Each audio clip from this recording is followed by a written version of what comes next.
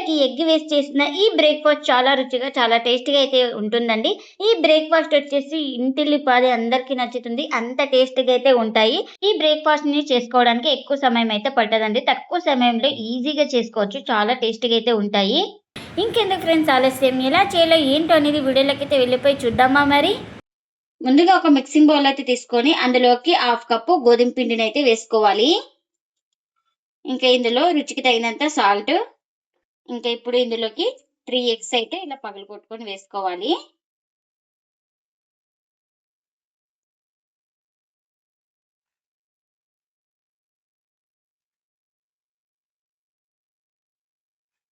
చూడండి ఇలా 3 ఎగ్స్ వేసుకొని బాగా కలుపుకుందాం.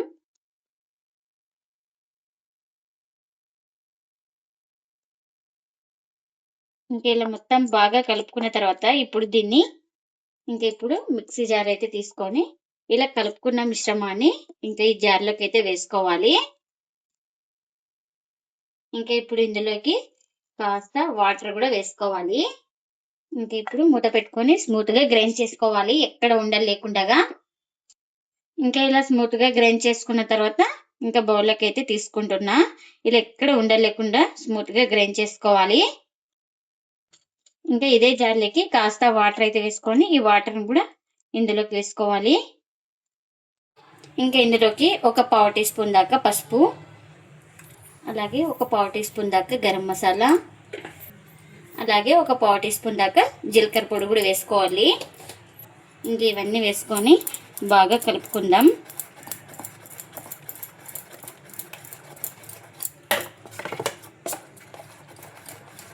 ఇలా మొత్తం బాగా కలుపుకున్న తర్వాత ఇప్పుడు ఇందులోకి చిన్నగా కట్ చేసుకున్న మిర్చి, అలాగే కాస్త కొత్తిమీరను కూడా వేసుకోవాలి.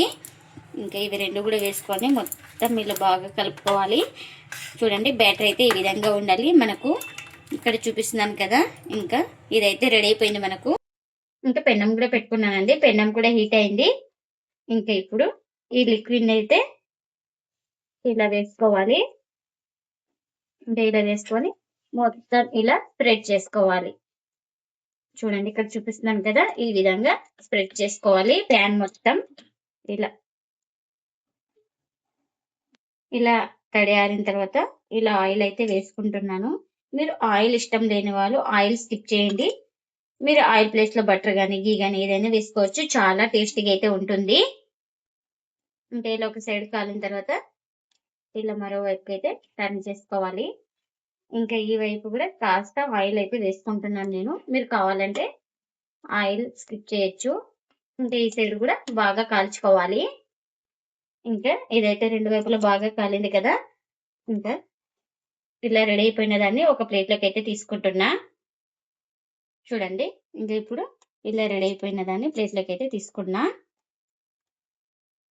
ఇంకా మళ్ళీ అలాగే పిండిని అయితే ఒక 2 గంటలు పోసుకొని ఇలా మొత్తం స్ప్రెడ్ చేసుకోవాలి. ఇక్కడ చూపిస్తున్నాను కదా, ఈ విధంగా అయితే మొత్తం ఇలా స్ప్రెడ్ చేసుకోవాలి. ఏమైనా మనకు ఎక్కువ అనిపిస్తే ఇంకా దాన్ని తీసేసుకోవచ్చు. ఇంకా నాకు ఇక్కడ పర్ఫెక్ట్ గా అయితే సరిపోయింది. ఇక్కడ నేను ఆయిల్ లేకుండా చూపిస్తున్నాను.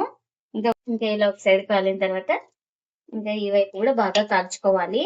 నేను ఇక్కడ ఆయిల్ లేకుండా చూపిస్తున్నాను మీకు. ఇంకా ఇది కూడా రెండు వైపులో బాగా కాల్చుకున్నాను. మనకు ఇది కూడా రెడీ అయిపోయింది. ఇంకా ఇలా ఫోల్డింగ్ అయితే చేస్తున్నా. ఎన్ని అయితే అన్ని ఇదే విధంగా చేసుకోవాలి. పిండిలోకి ఎగ్ వేసి చేసిన ఈ బ్రేక్ఫాస్ట్ చాలా రుచిగా చాలా టేస్టీగా అయితే ఉంటుందండి. ఈ బ్రేక్ఫాస్ట్ వచ్చేసి ఇంట్లో వాళ్ళందరికీ నచ్చుతుంది. అంత టేస్టీగా అయితే ఉంటుంది. ఇంకా మనకు ఎప్పుడు కావాలంటే అప్పుడు ఈజీగా చేసుకోవచ్చు. అంత టేస్టీగా అయితే ఉంటుంది. ఈ బ్రేక్ఫాస్ట్ వచ్చేసి ప్రతి ఒక్కరికి నచ్చుతుందండి. అంత టేస్టీగా అయితే ఉంటాయి. మీరు కూడా తప్పకుండా ఒకసారి ఇలా ట్రై చేసి మీకు ఎలా వచ్చిందో కామెంట్ అయితే చేయండి ఫ్రెండ్స్. ఇదండి ఇవాళ వీడియో. ఈ వీడియో కనుక నచ్చితే ప్లీజ్ లైక్ చేయండి, షేర్ చేయండి, కామెంట్ చేయండి. అలాగే లైక్ చేసి సపోర్ట్ చేయండి friends. Thanks for watching. Bye bye.